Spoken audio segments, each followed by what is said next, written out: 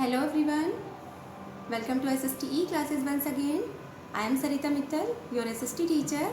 Students, hope you all are fit and fine. Today in this video, we will continue our chapter in civics. Why do we need a parliament? So watch the video carefully. Students, let's begin. Students, first part में अब तक हमने पढ़ा parliament क्या है, हमारे leaders ने India में पार्लियामेंट्री सिस्टम लाने का डिसाइड क्यों किया, प्री इंडिपेंडेंस इंडिया में ब्रिटिश के अत्याचारों के बारे में पढ़ा, फिर हमने यूनिवर्सल एडल्ट फ्रेंचाइज के बारे में पढ़ा और पढ़ा कि कैसे हमारे ग्रेट इंडियन लीडर्स ने सोसाइटी के एवरी सेक्शन के लिए डीपली सोचा और हमारे यहाँ डेमोक्रेटिक सिस्टम इस्टेब्लिश किया। स्टूडेंट्स, इस चैप्टर के फर्स्ट पार्ट का लिंक डिस्क्रिप्शन बॉक्स में पेस्ट किया गया है। जिन स्टूडेंट्स ने इस चैप्टर का फर्स्ट पार्ट की वीडियो नहीं देखी है वो उस लिंक पर जाकर देख सकते हैं। What we will study. Students, आज हम पढ़ेंगे first role of the parliament. Parliament क्या रोल प्ले करती है हमारे डेमोक्रेटिक सिस्टम में, आज ये हम डिटेल में पढ़ेंगे। Second, functions of parliament and process of election. यहाँ हम पार्लियामेंट के फंक्शंस और सेंट्रल गवर्नमेंट के इलेक्शन के बारे में पढ़ेंगे। Third, who are the people in parliament. इसमें हम पार्लियामेंट के different communities and women participation के बारे में पढ़ेंगे। So students, let's start. Students, come to page number 34। Here your topic is the role of the parliament. बच्चों, हमारे देश में पार्लियामेंट 1947 इट मीन्स आज़ादी के बाद सिस्टम में आई और ये संस्था इस बात का लाइव एग्जाम्पल है कि लोगों का डेमोक्रेसी के प्रिंसिपल्स में कितना विश्वास है। जैसा कि हम पार्ट फर्स्ट में भी पढ़ चुके हैं, पार्लियामेंट के लोगों का डिसीजन मेकिंग प्रोसेस में पार्टिसिपेशन होता है और गवर्नमेंट आम जनता की सहमति से ही बनती है। Beside it, our parliament system has immense powers, क्योंकि यहाँ पर जितने भी रिप्रेजेंटेटिव्स या एमपीज़ बैठे हुए हैं वो होल कंट्री को रिप्रेजेंट करते हैं, क्योंकि वे देश के अलग अलग हिस्सों से इलेक्ट होकर आए हैं। हम एक तरह से यह भी कह सकते हैं कि पार्लियामेंट में आप पूरे देश की स्पिरिट या छवि को एक साथ देख सकते हो और फील कर सकते हो। स्टूडेंट्स, अभी तक आपने पार्लियामेंट के नीड, स्ट्रक्चर के बारे में पार्ट फर्स्ट में पढ़ा। आज हम पार्लियामेंट के फंक्शंस के बारे में पढ़ेंगे। The parliament needs to perform the following functions. A, to select the national government, means हमारे देश की सेंट्रल गवर्नमेंट या प्राइम मिनिस्टर को सेलेक्ट करना। B, to control, guide and inform the government. It means parliament का काम है सरकार को कंट्रोल करना, समय समय पर गाइड करना और गवर्नमेंट को उसकी शॉर्टकमिंग्स या कमियों के बारे में अलर्ट करना और साथ ही साथ गवर्नमेंट को लोगों की ओपिनियन से अपने रिप्रेजेंटेटिव्स के द्वारा इन्फॉर्म कराना। सी, लॉ मेकिंग, आम जनता की नीड्स के अकॉर्डिंग लॉ बनाना, ये भी पार्लियामेंट के मेन फंक्शंस में आता है। First of all, we will read about the first function of the parliament, that is to select the national government. बच्चों, हमारे भारत की पार्लियामेंट 3 एलिमेंट्स से मिलकर बनती है। As you can see on your screen, वो है फर्स्ट प्रेसिडेंट ऑफ इंडिया, यानी हमारे कंट्री के राष्ट्रपति। सेकंड, राज्यसभा, जिसे हम काउंसिल ऑफ स्टेट्स या अपर हाउस भी कहते हैं। थर्ड, लोकसभा, जिसे हम हाउस ऑफ द पीपल या लोअर हाउस भी कहते हैं। यस स्टूडेंट्स, सबसे पहले आते हैं हमारे कंट्री के प्रेसिडेंट, देश के प्रथम नागरिक, जो फर्स्ट सिटीज़न होने के साथ साथ कंट्री के हेड भी होते हैं। इनका टेन्योर या कार्यकाल 5 इयर्स का होता है। बच्चों, आपको मालूम है एट प्रेजेंट हमारे देश के प्रेसिडेंट कौन हैं? हमारे देश के प्रेसिडेंट हैं Shri Ramnath Kovind ji. As you can see on your screen, आपको ये बता दें यहाँ पर कि कोई भी लॉ जब तक पूरा प्रोसेस कंप्लीट ना हो जाए तब तक वह बिल कहलाता है। फाइनली प्रेसिडेंट के signature as an assent, assent means मंजूरी के बाद बिल लॉ बन जाता है। The second one is Rajya Sabha. Students, Rajya Sabha का मेन फंक्शन पार्लियामेंट में भारत के सभी स्टेट्स को रिप्रेजेंट करना है। कोई भी बिल प्रेसिडेंट के सिग्नेचर से पहले राज्यसभा में भी डिस्कस किया जाता है। राज्यसभा इस बिल को रिव्यूइंग और ऑल्टरिंग मीन्स चेंजेस के लिए कह सकती है इफ़ नीडेड, यदि ज़रूरत हो तो। राज्यसभा के मेंबर्स वेरियस स्टेट्स की लेजिस्लेटिव असेंबली के मेंबर्स द्वारा इलेक्ट होते हैं और इनका टेन्योर या कार्यकाल 6 इयर्स का होता है। एट प्रेजेंट हमारी राज्यसभा में 233 इलेक्टेड मेंबर्स हैं और अलोंग विद इट 12 मेंबर्स को प्रेसिडेंट नॉमिनेट करते हैं। इस तरह एट प्रेजेंट हमारी राज्यसभा के टोटल मेंबर्स 245 हैं।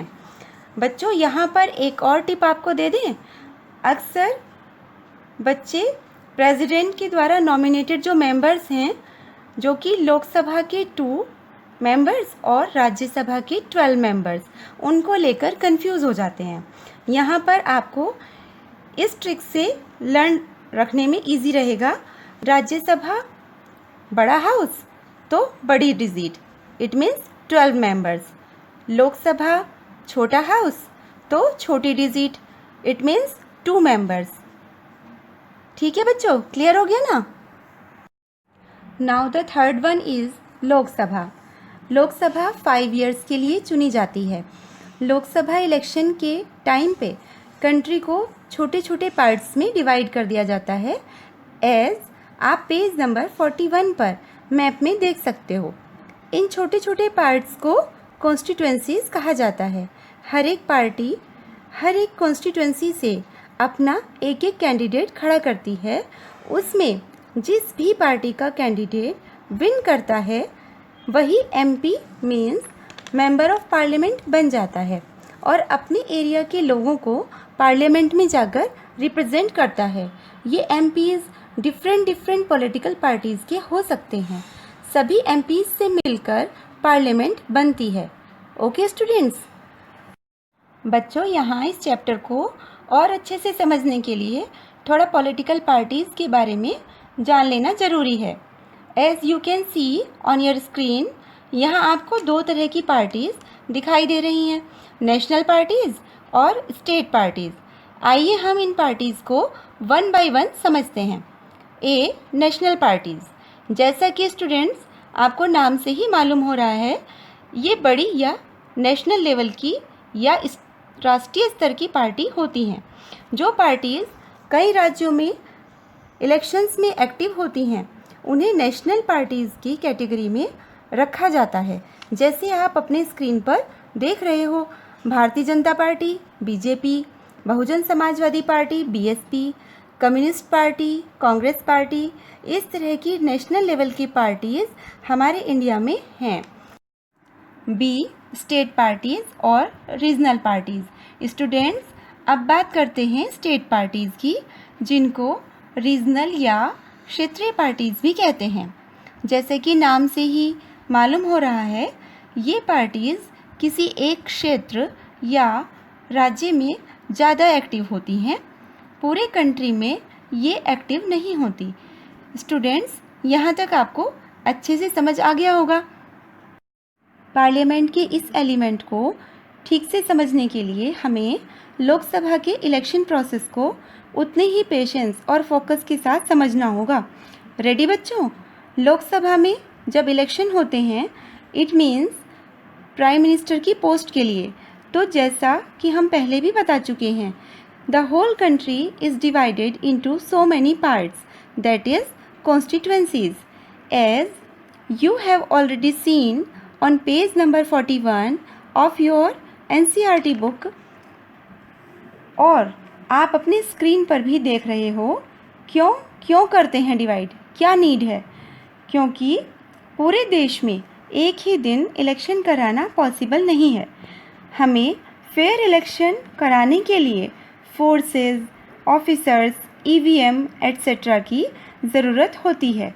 इसलिए पूरे कंट्री के 6 या 7 राउंड्स में अलग अलग डेट को इलेक्शन कराते हैं। बच्चों, इंडिया लोकसभा इलेक्शन में टोटल 543 सीट्स या कॉन्स्टिट्यूंसीज में डिवाइड होता है, जिसमें प्रत्येक स्टेट की लोकसभा सीट्स होती हैं। ये सीट्स हर स्टेट के साइज़ के अकॉर्डिंग अलग अलग हो सकती हैं।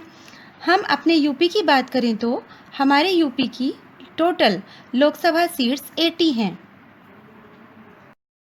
हर सीट पर प्रत्येक पार्टी अपना एक एक कैंडिडेट खड़ा करती है और हम लोग जो भी 18 ईयर्स या अबव के होते हैं एक पर्टिकुलर डे पर वोटिंग करने जाते हैं और अपनी चॉइस की पार्टी के कैंडिडेट को वोट देते हैं।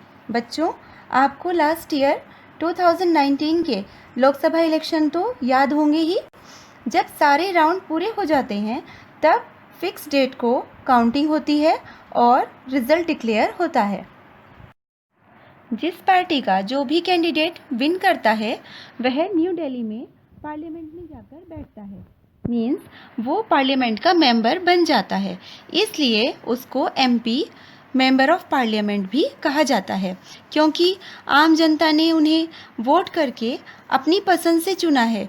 तो हमारे प्रति उनकी जिम्मेदारी है कि लोगों की जो भी प्रॉब्लम्स हों उनको as soon as possible sort out करें और हमारे वेलफेयर के लिए डिसीजंस लें। स्टूडेंट्स, अभी और ध्यान से समझिए कि गवर्नमेंट कैसे सेलेक्ट होती है। लोकसभा इलेक्शन के बाद एक लिस्ट प्रिपेयर की जाती है जिसमें ये शो होता है कि किस पार्टी के कितने एमपीज विन हुए हैं। किसी भी पॉलिटिकल पार्टी को गवर्नमेंट फॉर्म करने के लिए मेजॉरिटी मीन्स बहुमत हासिल करना होता है। यहाँ पर इस टॉपिक को आप अपनी स्क्रीन पर दी गई टेबल की हेल्प से समझिए। टोटल सीट्स हमारी कितनी है? 543। अब लोकसभा में मेजॉरिटी के लिए किसी भी पार्टी को टोटल सीट्स से just half means 271 plus 1 is equal to 272 या इससे ज़्यादा एमपीज उसके पास होने चाहिए। वो ही पार्टी विन करेगी और पार्टी अपने लीडर को एज ए प्राइम मिनिस्टर उसका नाम रिकमेंड करेगी। इस तरह प्राइम मिनिस्टर सेलेक्ट हो जाते हैं और प्रेसिडेंट उनको शपथ दिलाते हैं। As an example is shown on your screen. अब प्राइम मिनिस्टर अपनी पार्टी के जीते हुए एमपीज में से कैपेसिटी के हिसाब से, कैपेबिलिटी के अकॉर्डिंग अपने मिनिस्टर्स सेलेक्ट करते हैं ताकि इनके साथ वर्क करके डिसीजंस ले सकें।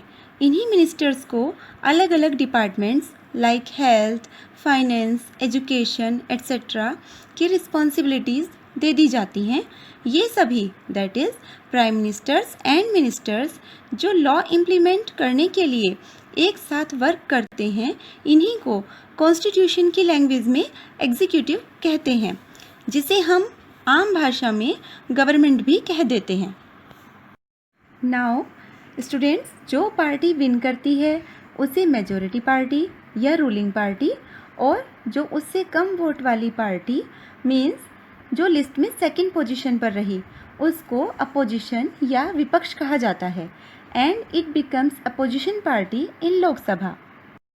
बच्चों, कभी कभी ऐसी सिचुएशन भी आ जाती है जब एक सिंगल पार्टी को मेजॉरिटी नहीं मिल पाती। दूसरे शब्दों में कोई भी पार्टी 272 सीट्स विन नहीं कर पाती जितनी कि गवर्नमेंट फॉर्म करने के लिए ज़रूरी है। तब कोई 2 या 2 से ज़्यादा पार्टी आपस में जॉइन टुगेदर हो जाती हैं जिनके विचार या पॉलिसीज़ आपस में मिलते हों और गवर्नमेंट फॉर्म करते हैं। इस तरह की गवर्नमेंट को कोलिशन गवर्नमेंट कहते हैं। यहाँ आपको स्क्रीन पर 1998 का biggest example of coalition government दिखाया गया है। यहाँ लेफ्ट में आपको former prime minister Shri Atal Bihari Vajpayee ji दिखाई दे रहे हैं और राइट में आपको एक टेबल दिखाई दे रही है। जब श्री अटल बिहारी वाजपेयी जी कि पार्टी को मेजॉरिटी नहीं मिल पाई थी, तब इतनी सारी पार्टीज़ ने मिलकर एक कॉलिशन गवर्नमेंट बनाई थी और उस कॉलिशन गवर्नमेंट का नाम था NDA, national democratic alliance. Clear हो गया स्टूडेंट्स आपको? पार्लियामेंट का नेक्स्ट फंक्शन है to control, guide and inform the government. Parliament का दूसरा इम्पोर्टेंट फंक्शन गवर्नमेंट या एग्जीक्यूटिव को कंट्रोल करना है। जब पार्लियामेंट का सेशन चल रहा होता है तो हमारी संसद के कार्य की शुरुआत क्वेश्चन आवर से होती है। इसको प्रश्नकाल भी कहते हैं। इस टाइम पीरियड में हमारे एमपीज़ सरकार से प्रश्न पूछकर इन्फॉर्मेशन लेते हैं कि गवर्नमेंट डिफरेंट डिपार्टमेंट में क्या क्या वर्क कर रही है। इस दौरान अपोजिशन डेमोक्रेसी में हेल्दी रोल प्ले करता है और सरकार की कमियों, उसकी रॉन्ग पॉलिसीज़ एंड प्रोग्राम्स को हाईलाइट करता है। इसी बीच में वो आम जनता का अपने लिए सपोर्ट लेने की भी कोशिश करता है, लेकिन साथ ही रूलिंग गवर्नमेंट को इसका ये फ़ायदा मिलता है कि उसे वैल्यूएबल फीडबैक मिलता रहता है, जिससे वह समय रहते अपनी कमियों में सुधार कर सके। इस तरह बच्चों, हमने देखा कि गवर्नमेंट को कंट्रोल करने में पार्लियामेंट कितना इम्पोर्टेंट रोल प्ले करती है और ये सब लेकिन डेमोक्रेसी में ही पॉसिबल है। The third function is law making. Law making में पार्लियामेंट बहुत इम्पोर्टेंट रोल प्ले करती है। इसमें क्या होता है स्टूडेंट्स, जब भी कोई न्यू लॉ बनता है तो दोनों हाउसेस में डिस्कशन किया जाता है। दोनों हाउसेस कौन से?